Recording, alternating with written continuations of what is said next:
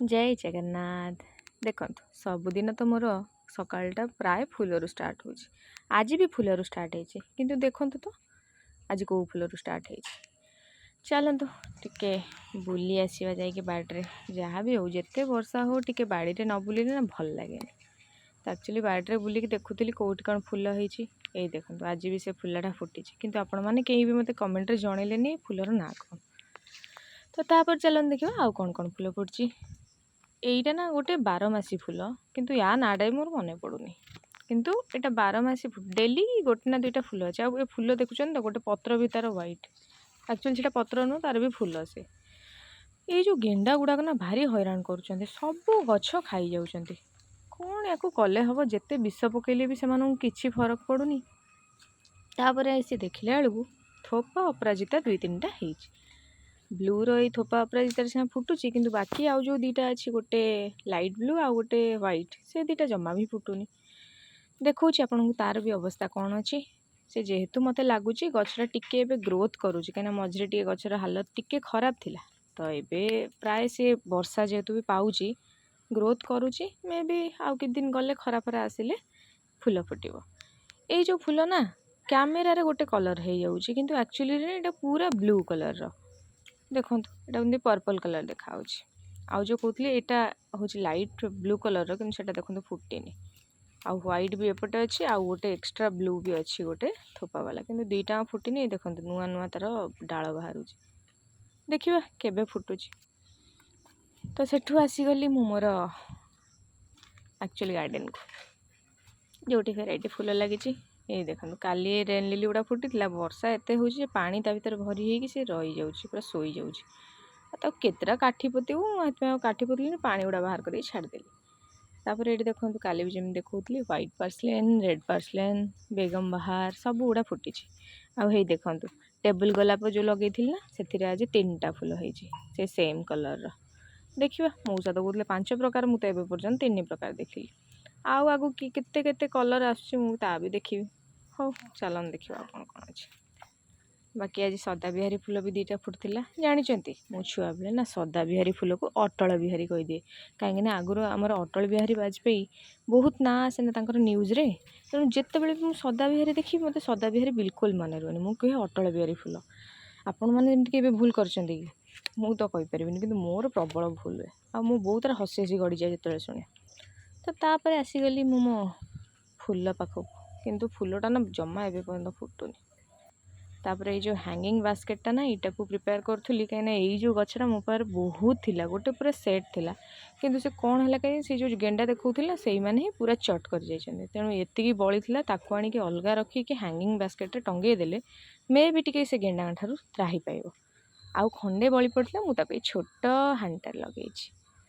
ତ ଏତିକି କାମ ସାରିଲା ପରେ ମୁଁ ଚା କପ୍ ଧରିକି ବସି ପଡ଼ିଥିଲି।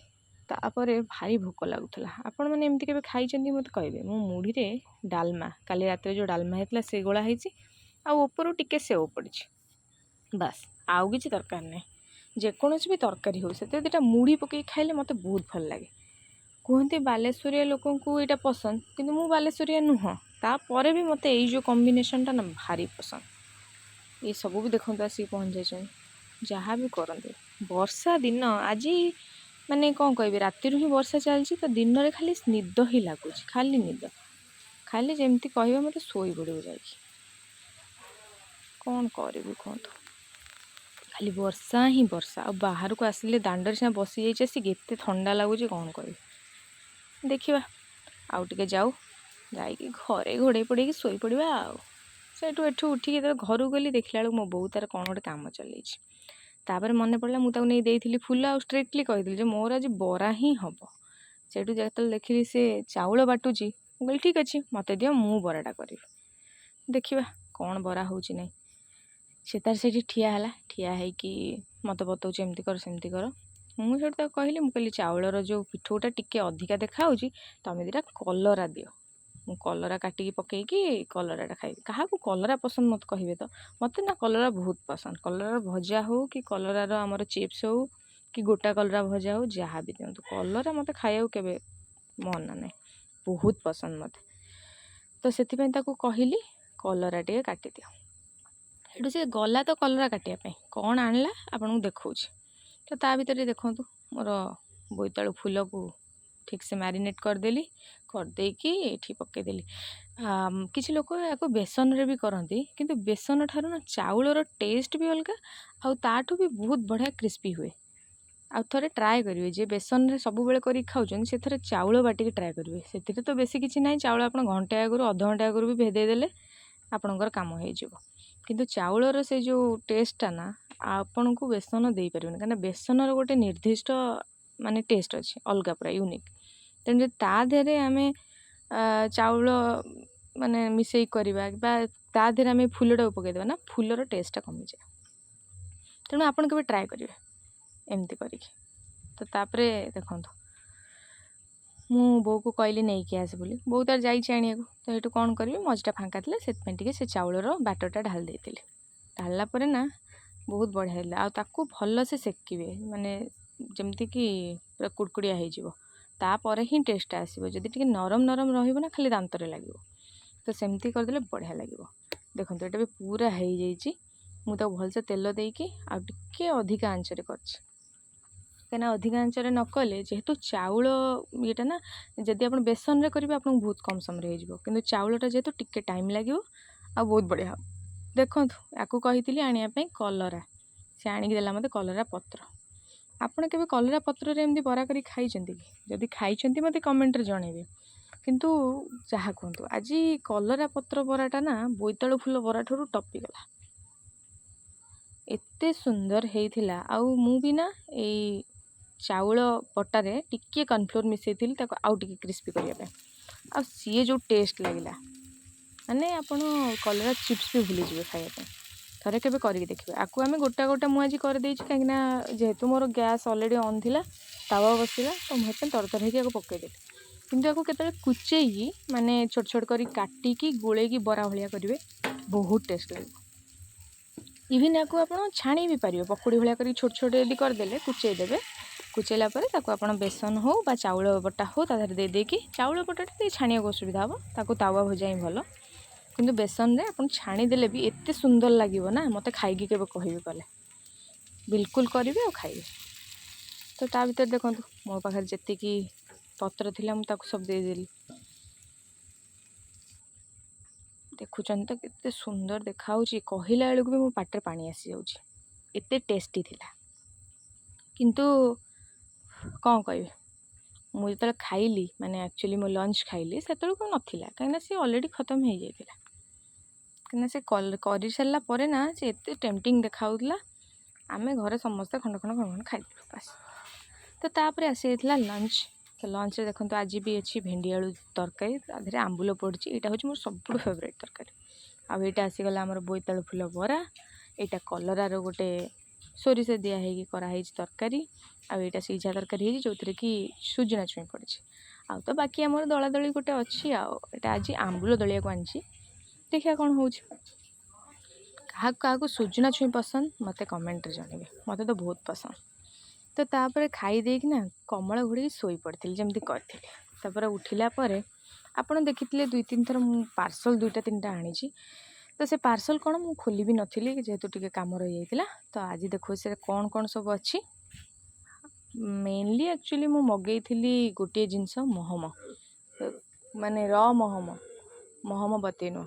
ତ ଦେଖାଉଛି ଆସନ୍ତୁ, ଏଇଟା କେତେ ଅଛି, ଆଉ ୱେଟ୍ କମ୍ ଅଛି କି ଅଧିକା ଅଛି କି ମାନେ ସମାନ ଅଛି ଯେତିକି ଦେଇଥିଲା। ତ ଦୁଇଟା ମୁଁ ଆକ୍ଚୁଆଲି 1 kgର ମଗେଇଥିଲି, ଆଉ ଗୋଟେ ମଗେଇଥିଲି ଯେଉଁଟା, ସେଇଟା ପିସ୍ ଅନୁସାରେ ମଗେଇଥିଲି। ତ ଆସନ୍ତୁ ଦେଖାଉଛି, ଯେଉଁଟାକି ଯାହା ମଗେଇଥିଲି ସେଇଟା ଠିକ୍ କ୍ୱାଣ୍ଟିଟିରେ ଅଛି ନା ନାହିଁ। ତ ମୋତେ ଟିକେ ଅନବକ୍ସିଂ କରିବାକୁ ଦିଅନ୍ତୁ। ତାପରେ ମୁଁ ଏଠି ଛୋଟ ୱେଟ୍ ସ୍କେଲ୍ ଗୋଟେ ରଖିଛି। ଏଇଟା ଆପଣ କିଚେନ୍ରେ ବି ୟୁଜ୍ କରିପାରିବେ। ଆପଣ ଯଦି ଅଲଗା କିଛି ବି ଛୋଟ ମୋଟ ଜିନିଷ ଆପଣ ୱେଟ୍ କରିବାକୁ ଚାହୁଁଛନ୍ତି, ଏଇଟା ତା ପାଇଁ ପୁରା ପରଫେକ୍ଟ। ତ ଏଇଟା ଦେଖନ୍ତୁ, ଏଇଟା 1 କିଲୋ ମଗେଇଥିଲି, 1 କିଲୋ 10 ଗ୍ରାମ ଅଛି ଆ ଦେହରେ। ତ ଏଇଟା ତ ବହୁତ ବଢ଼ିଆ ଅଛି। ତ ବାକି ଦେଖିଦେବା, ଆଉ ଗୋଟେ ଅଛି, ଆଉ ଗୋଟେ ବି ସେଇ 1 kgର ଅଛି। ଦେଖିବେ ସେଇଟା 1 kg ଅଛି କି କମ୍ ଅଛି କି ବହୁତ ଅଛି। ତ ତାକୁ ବି ଟିକେ ଅନପ୍ୟାକ୍ କରିଦିଏ। ଆକ୍ଚୁଆଲି ମୁଁ ଗୋଟେ ମଗେଇଥିଲି ଫ୍ଲିପକାର୍ଟରୁ, ଗୋଟେ ମଗେଇଥିଲି ମିଶୋରୁ, କାହିଁକିନା ଚେକ୍ କରିବା ପାଇଁ। ମୁଁ ଯେତେବେଳେ ତା'ର ଦେଖିଥିଲି ଫିଡ଼ବ୍ୟାକ୍ ସବୁ ଦେଇଥିଲେ ନା, କଷ୍ଟମର୍ ରିଭ୍ୟୁ ଥାଏ, तो से किसी कस्टमर लिखिथिले कि क्वांटिटी कम अच्छे से मैंने वेट मेसीन रे स्केल करथिले जे क्वांटिटी कम तो से मुझे चेक करुच्ची वीडियो रिकॉर्डिंग जेहेतु होउची तो मते भी सेटा जदि वे कम हैला देन मुझे किसी स्टेप नेबी कहना सेमिति हाँ कि 10 ग्राम बा 12 ग्राम कम हेले चलिबो कि जदि अधिका कम हो गला ताहाल तो चलिबोनी केबे भी देखो सेटा देखी 1010 ग्राम यहाँ 985 मुझे ठीक भी कली मुझे काले भूल भाल हो कि 985 ही अच्छी तो यहाँ आमर मगा होता फ्लिपकार्ट रू तेणु ए फ्लिपकार्ट कि मिशोर तो किसी भूल ना जहाँ भूल अच्छे से सेलर मे भी वेट करके देइछि कि कौन देइछि कि फुल पैकेज वेट कर देइछि से जहाँ भी हो तो तापर देखा आउ गोटे जिनस मगेली यहाँ जो गला ये दुटाक पैराक्सिन वाश गला वाक्स पर एबे गोटे हनी बी वाक्स मगेली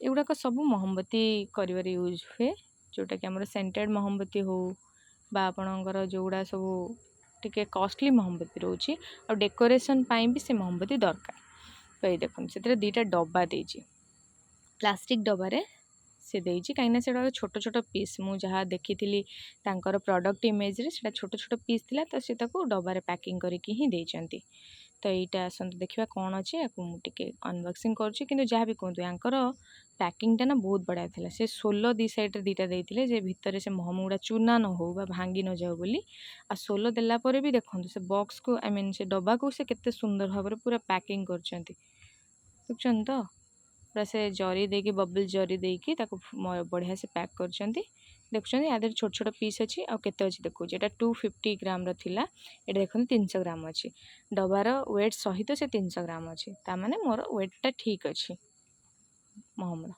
तो बाकी देखदेवा ए डब्बाटा भी केते अच्छी सेटा 250 प्रोडक्ट अच्छी तो फुल डब्बा सहित 300 अच्छी यहाँ देखिए केते अच्छी यहाँ भी मुझे आशा कर सेम थी हाँ देखो यहाँ भी से 300 ही अच्छी तेणु डब्बा सहित जो 300 हो माने प्रोडक्टा ठीक अच्छे तेणु आसन देखा ये जिनसा से आपको खोलिक देखी देती यहाँ देखा यार केमी अच्छी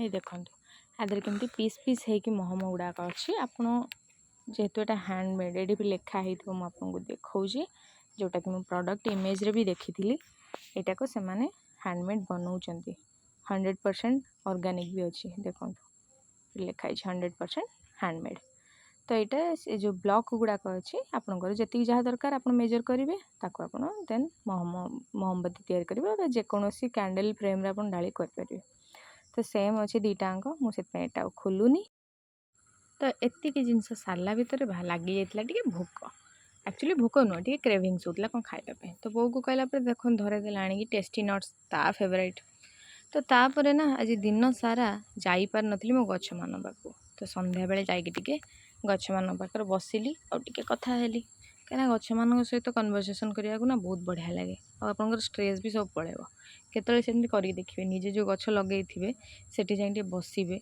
बसिले ना आपंकर स्ट्रेस रिलीफ हो तो जहाँ भी कहतु आसी बसली देखूँ काली जो गछ गुड़ा भी लगे भी से गुड़ार अपडेट मुझे देखी दूसरी भी सर्टली तो ये देखो से जो लटाटा भी लगी बाकी मोर रबर प्लांट गछटा भी अच्छी एठी आमर रहीगला पर्पल हार्ट तो सब गुड़िक हेल्दी अच्छी तो आज ये जय जगन्नाथ।